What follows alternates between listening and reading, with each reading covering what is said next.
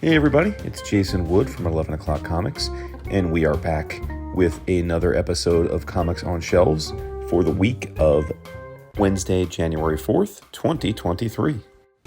Up first this week, we head back over to the House of Ideas for, you guessed it, another X-Men comic. This time it's XMen Red number 10, written by Al Ewing with pencils by Stefano Caselli. This is the end of the second arc of, in my opinion, one of the two best Marvel Mutant series of the moment, the other being Immortal X-Men, and I can't wait to see how Storm handles the future of Arakko. Parker Girls number 4 is the next pick, written and drawn by Terry Moore. This is the ongoing first arc, which looks at the murder of movie star Piper May as Parker Girls Cherry Hammer, Becky, and Kelly dive deeper into their efforts to unearth the killer.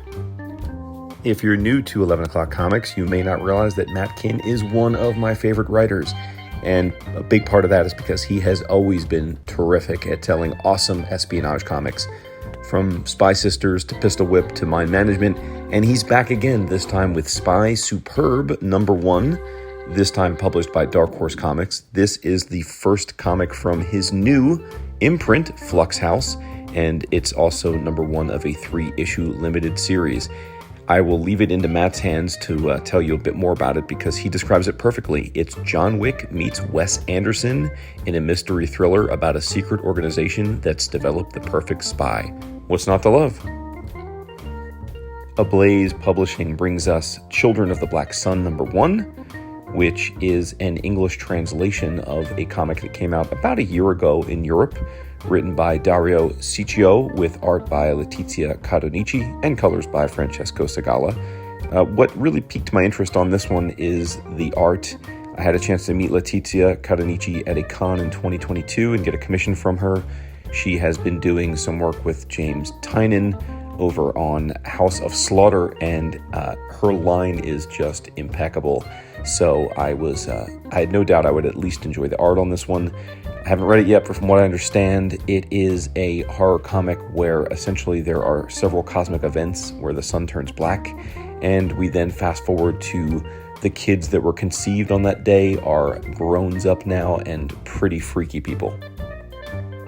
And our final pick of the week is The Magic Order Volume 3, number 6 of 6. Yes, it is the final issue of the third arc in Mark Millar's outstanding series that centers around the Moonstone family, a group of powerful sorcerers who fight to basically protect the Earth from others who would use magic for evil doing. This arc has been drawn by Gigi Cavanago, and as Miller seems to always do, he has found an artistic partner that is more than up to the challenge. Cavanago's work is absolutely stunning and right up there with her predecessors like Olivier Coipel. Remember, this series is in development at Netflix to be a show, so I'm sure we will absolutely have more volumes to come. And if this one ends as well as the first and second volumes did, then we are in for a real treat. And that'll do it for this week. As always, thanks for watching. Make sure to like the video, share it with your friends, and subscribe to the channel if you haven't already. As importantly, make sure you tune in to Vince, David, and I on 11 O'Clock Comics, our podcast. You can find that, of course, at Apple, Spotify, or anywhere else of your choosing. And we just dropped an amazing episode this week with the incredible Tana Ford, who sat in for an hour or two to chat with us about her career and comics, life, the universe, and everything. And if you want even more great comics and conversation, be sure to visit our website at 11o'clockcomics.com or patreon.com/11o'clockcomics. We'll see you next week.